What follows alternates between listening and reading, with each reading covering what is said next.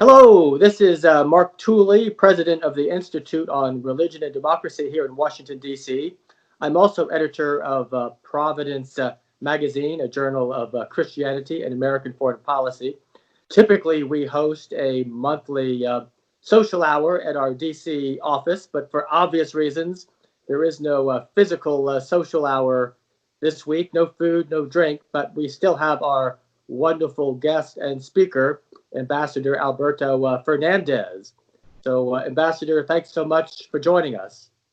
Thank you, Mark. It's a real pleasure to be on with all of you. Obviously, the ambassador knows himself better than I do. So, if you could briefly describe your current position and work and give us some of your professional background over the last 35 years. Sure. I'm currently president of Middle East Broadcasting Networks, Inc., which is the U.S. government-funded broadcaster to the Arab world. So anything in Arabic that is funded by the U.S. government, whether it be television, radio, or digital, is done by MBN, which includes Alhurra television, Radio Sawa, FM radio in the Middle East, and various large digital platforms, alhurra.com, sawa.com. There's 3 other ones that we have as well. So this is a big media corporation, 100% funded by the U.S. government. We're the sister network of our colleagues at Radio Free Europe, Radio Liberty in Prague, which does Eastern Europe and Russia, Voice of America, Radio and TV Marti in Miami, and Radio Free Asia, which focuses on the Far East, China, and those parts of the world.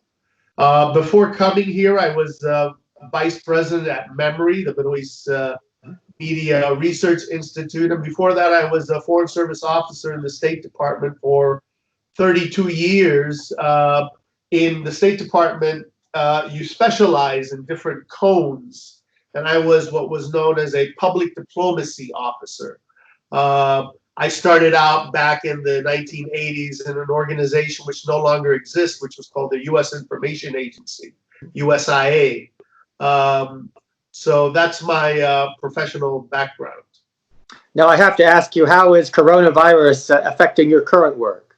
Man, how much time do we have? 90 seconds. It's as you can imagine, the conjuncture of media and this pandemic is an extraordinary challenge. I've had all kinds of challenges. I've had terrorism affecting embassies where I was based, including as chief of mission. I've had wars, revolutions, extremism, you name it.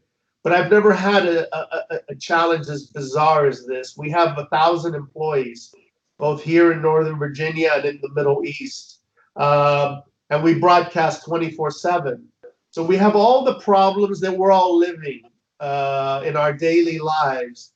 People that are afraid, people that are worried, people that don't want to work, people that want to pout, slackers, people who have real concerns and real health issues, the limitations that exist in the work space, both because of corporate policy and government decisions, whether our government or governments in the Middle East. For example, we have a large Dubai bureau, and the government of the UAE has said that no more than 20% of a workforce can be in that space. Well, doing live television remotely is not that easy. So it's been a tremendous challenge, and of course, the big problem that we face, it's a big problem that you and everyone else faces, which is that this is a crisis that's gone on for weeks now and is continuing. Obviously, it's not anything which has a clear resolution or solution on the horizon. The good thing for our staff is, of course, we're government funded, so of course they are getting paid no matter what for now. Sure. Unlike some people who've lost their jobs. Absolutely. Yeah. How is the virus affecting the Middle East politically and culturally so far? Well, it's been fascinating. Of course, I think the biggest takeaway from that is that it's further deepened pathologies and disastrous policies and practices that already have been in place for years. So the region suffers from poor governance, disastrous governance, I would say, which affects the quality of people's lives, which affects human dignity, which affects freedom, including religious freedom and personal freedom, political freedom. All of those things already existed. This was a crisis that already existed in the region. So on top of that, you have this virus, which is going to further damage, obviously, the economic situation in these countries, further hurt the most vulnerable, the poorest, the most marginalized people in the region, going to shake regimes which are already shaky. So that's the reality. In the region, by far the largest vector, of course, is Iran. And a lot of the spread in the region has come from Iran. After Iran is Turkey. And Turkey is one of those places where the numbers are still rising. So, it's affected everywhere in the region. One of the scariest concerns that we have is that, according to economic statistics, one of the places that will be hardest hit, for example, is Lebanon in terms of the economic downturn, a country that was already suffering a disastrous economic situation because of bad governance and because of policies by the elite and by Hezbollah that were in place. So this has just made it so much worse. So this is a region that was already in crisis, and this is already deep in the crisis. The fact that much of the region also depends on the oil wealth that is generated in the Gulf states and Saudi Arabia, the fact that oil today, for example, at one point reached under $20 a barrel, will further deepen the kind of economic and political malaise and disaster that exists in the region. Now, will the pandemic have a direct impact on Mideast and specifically Arab attitudes towards the United States? Are there conspiracy theories circulating about the U.S. role? Very much so. The conspiracy theories, first of all, there's, of course, a reservoir of default anti-Americanism in the region, which is always there. But bad actors, the Russians, the Chinese, Iran, and Islamist jihadist forces have been very busy kind of generating anti-American content related to Corona, whether flat out conspiracy theories that, this was invented by the US in the lab somewhere, to basically highlighting efficient China and disastrous America in their response. So again, this is part of a continuum. We see this all the time. I'm old enough to remember when AIDS hit decades ago. I remember the Russians, Soviet Union in those days, and of course, their patsies and proxies in the region, at that time mostly leftists and, kind of communists and stuff, basically promoting kind of anti-American conspiracy theories that HIV/AIDS was invented at Fort Detrick in Maryland in a lab. So this is basically part of a larger continuum that we're seeing, that we've seen in the past. But they're certainly very aggressive, the Russians, the Chinese, and the Iranians, in pushing this out. And a big part of the work that we're doing, in answer to your first question on coronavirus, is pushing back at kind of the conspiracy theory on this stuff. Well, here's a meta question for you that requires a long response for which you don't have the time. But of course, your biggest challenge, I imagine, is translating American principles of freedom and democracy to cultures that don't have a long history of understanding those principles. So how do you work with that? Well, I try to avoid, I wrote a piece for Providence about this, and I try to avoid the kind of hackneyed, in the region, sadly, hackneyed phrases like democracy or liberalism or even human rights. These are words that have their value, but they've been very kind of a bit wasted or a bit worn in the region and I try to talk about, or we try to talk about as an institution, as a corporation, about those policies, ideals, and attitudes which encourage human flourishing and human dignity.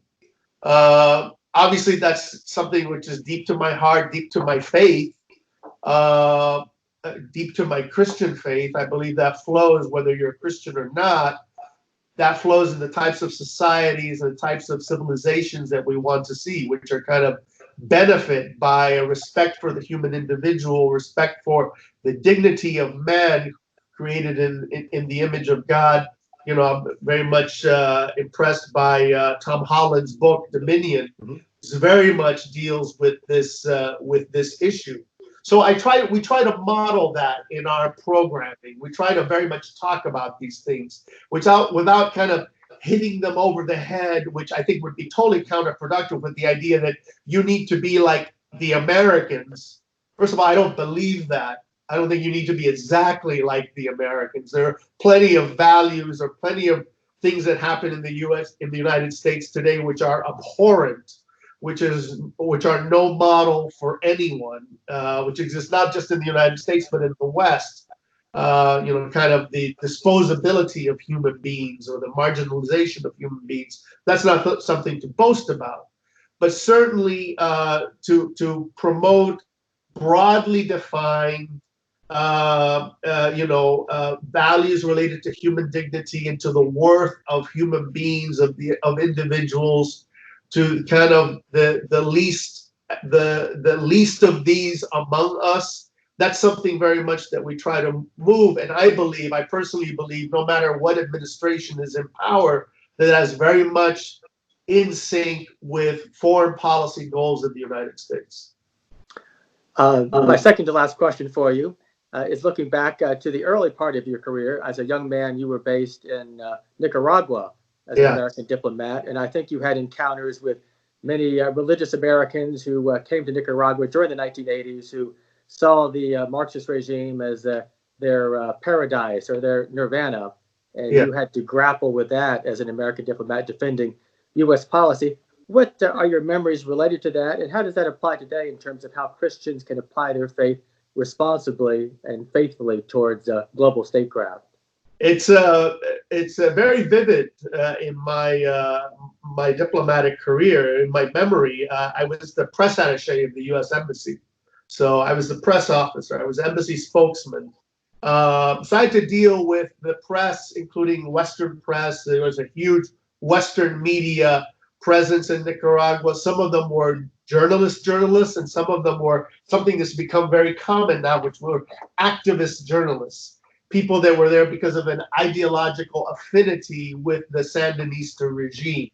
So these are kind of leftist media outlets. So I had to deal with that professionally. But in addition to that, the young officers of the embassy, and I was one of them, had to take turns briefing groups of mostly American church-related groups that would come to the embassy, and they would go and they would have kind of programmed tour that they would be taken. And one of the stops was the embassy, where the poor embassy officer, me or whoever, had to face these irate, and again, this is a terrible cliche, of course, irate, ponytailed, Birkenstock sandal wearing, very pale Americans who were very, outraged at the U.S. government, and almost none of whom spoke Spanish, but who were 100% absolutely sure that they knew the reality in Nicaragua and the reality about U.S. foreign policy. And I was, I'm good. I'm a good polemicist, so I gave as well as I got in these things. But my goal there was basically to these people was to be nice, but also to be aggressive and pushing back at them. And it's a fine line, and to basically, at the very least, present them with the concept that maybe the world is not, in this case, as clear cut as you think it is. And that Christian humility certainly demands that you be wise, right? You know, that you be wise as a serpent and innocent as the dove. You know, kind of, are you sure that your dogmatic view of the way the political world, it's not talking about the spiritual world or the theological world, are you so sure about the way this political world works that as you think you are? So I certainly learned a lot about myself in those sessions, and certainly I was fortunate in that Nicaragua was a passion of mine, and I knew it very well at the time, and so I was able, I think, to do a really good job in pushing back at these people. First of all, because many of them didn't speak Spanish and didn't know much about the country. They basically knew what they'd learned in the last 3 or 4 days they'd been in the country. I actually remember these very nice church people telling me, that they were absolutely sure things were this way or that way, whether related to Jews in Nicaragua or the Catholic Church or the Contras or Sandinista policies, and I would press them, and it would come out that actually they knew very little, and they didn't even speak Spanish, and they had no idea. They only knew what they'd been told. We see this today in the world of fake news and the conviction that people have about, kind of ideology. For me, as a Christian, what it underscored, of course, was the danger of politics among Christians. Obviously, politics is hugely important. Christians, I believe, absolutely have to be involved in the public square. They have to be involved in politics. Their voice is important. They need to be listening. They need to be active. But, it to me absolutely underscored that, psalmic call not to put your faith in princes, the danger of kind of uncritically swallowing kind of political nostrums that you really need to be careful about doing. And I think that's a lesson that I learned then that still applies today. Well, of course, the IRD was founded in the 1980s in response to the way church groups and American Christians were responding to the Sandinistas and other Marxist movements. And of course, our preference was for regimes that upheld human rights and religious freedom. And of course, we're still making those arguments today. Well, finally, Ambassador, if I may ask you, as a diplomat and as a foreign policy expert and as a Christian, are you hopeful about America's role in the world today, or pessimistic? I'm both, both hopeful and pessimistic. Why do I say that? I'm hopeful because I believe in that America stands for something which is very precious in the world today, and I think that is true yesterday, today, and tomorrow. So I think the core of kind of the way America's promise has developed and has been maintained through the years is still something very valuable and very precious in the world today. So that's the hopeful part. The more pessimistic part is, I think that this is not so much a criticism of America. I think that modernity and kind of late stage liberalism that we've lived in the 20th century and now is putting incredible stress on politics and political systems worldwide. And that's a tremendous challenge that we're all facing, and we talked about Corona at the beginning, the challenge, if we are indeed on the verge of something similar to a Great Depression, we'd have no idea what's facing us. We're going to be very tested when it comes to ideology, when it comes to political systems, when it comes to economic systems. We're going to be very tested in the years ahead. So we have to be very prepared for that. One of the key things is to know who we are and know what we stand for. Ambassador, that's very encouraging, and it's been a very enjoyable conversation. And let's ensure our next encounter will be in person with food and drink. Thank you, Mark. Thank you. Take care. Bye-bye. Thank you. Bye-bye.